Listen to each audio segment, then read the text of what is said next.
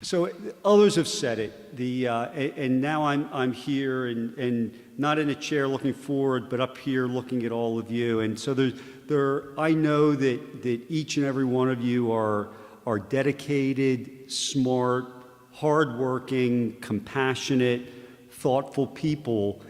And each and every one of you has an unwavering commitment, not only to our students, but to each other. Together, you are the heartbeat of Unionville-Chadds Ford. And I know that all of you work together to provide for our students and to provide our students with the best experience possible. And that experience can be on the bus, in the cafeteria, in the halls, on fields, on stage. It doesn't matter, because each of you has a different role, and you all take it seriously, and it makes a difference. It makes a difference for our kids. And to say that I am proud of each and every one of you is an understatement. And I can tell you that I am routinely awestruck by what you do. And that really comes from the heart. I really mean that. This is a great place. You've heard me say this before. This is a great place, and it's a great place because of the people, because of you. And so for all of that, thank you. And I know that 2018-19 is going to be a great year. Every year is, and we're all hopeful and excited, but I know that it is. With all of you leading the way, I know that it will be. Since you were here last, back in June, though some of you have been working hard over the summer, I've had an opportunity to talk to a number of folks. And those conversations with new hires, with administrators and teachers from other districts, with community members, from time to time, those conversations go on and they go off tangent. Anyone who's had any kind of conversation with me, and John Nolan is nodding up here, knows that my conversations can go, you never know where it could go.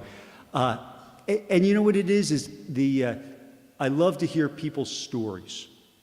And, I love to hear about, why you are where you are. How did you end up here? What were the things that made a difference in your life? And it is in those conversations there was really a recurring theme, and almost everyone I talked to cited a situation where someone did or said something that made a difference, and often those things were little things.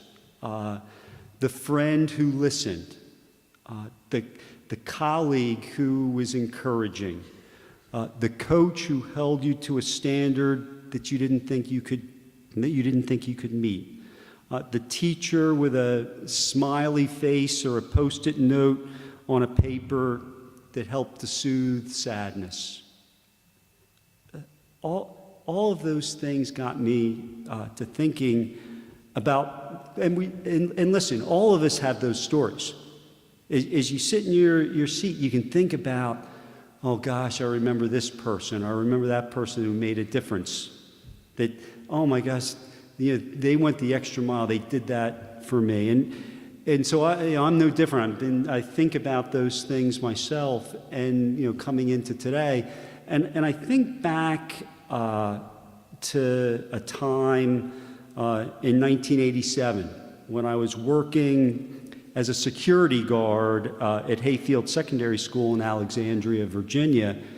As many of you know, I was a social studies teacher, couldn't get a job as a social studies teacher, got this job as a security guard to get my foot in the door. And those are two, that person on the left there, that's a little scary. Yeah, that sans beard, but I've got hair. That was me in 1987.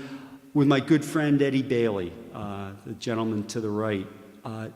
Eddie was my supervisor. He was a 30-year veteran of the DC Metro Police Department, and he was a great guy. We struck up an easy friendship. We walked the halls looking for errant kids. You have your passes with. We spent a lot of time together. He was a Redskins fan. Now, this is in the the mid to late 80s, and the Redskins were on the top not only of the NFC East, but the top of the NFL, and I'm an Eagles fan, and I took it on the chin from Eddie all the time. But it was, we had a lot of fun, we laughed a lot, and a friendship was born. But in those days, literally, my salary barely covered my rent and car payment. And in Fairfax County in those days, you got paid monthly. So by the end of the month, I had to think, well, what do I have money for? Is it gas or is it food? And so my lunch oftentimes was pretzels that I got at, I think they were 20 or 25 cents in those days, a bag of pretzels. And I paid for it from the change that I picked up off the floor as I wandered the halls looking for kids. And that's true, by the way. That's not even a stretch.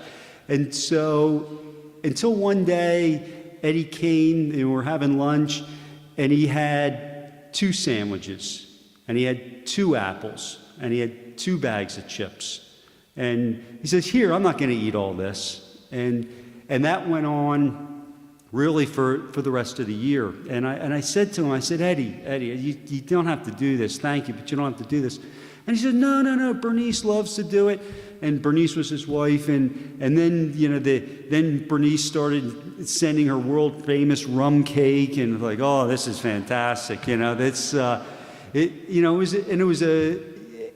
It was really a very simple thing. He saw a young guy who didn't really have enough money just to cover lunch, and he did that out of he didn't have to do that, but he did it, and it made a difference. And it's something that I look back on and think about and had a little fun with as I was going through old yearbooks to try and find pictures of Eddie and that time back in the 1980s. So I just want you to know that, so those, and here, other than that year, in the next school year, I got a teaching job at Hayfield. I stayed there. The lunches stopped, right? Because you figure, you can pay your own way now, buddy. But I think the Eagles beat the Redskins that year too. But it was. It's something that I think back, and I wish that I never really told Eddie what that meant to me, and I'm gonna get choked up here a little bit. I think that each and every one of you make a difference. You don't always hear it, but if you've had someone in your life that made a difference for you, take advantage of that. Do that when you have a chance, and so. I know that each and every one of you make a difference for folks. We've all been saying that. And I'll tell you this, that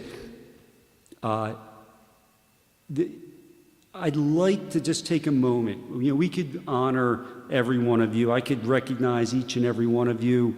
But I have a story about 3 of you. We've got a video to show where we've caught 3 folks making a difference for our kids. So with that, I will turn this over to Mr. Listman.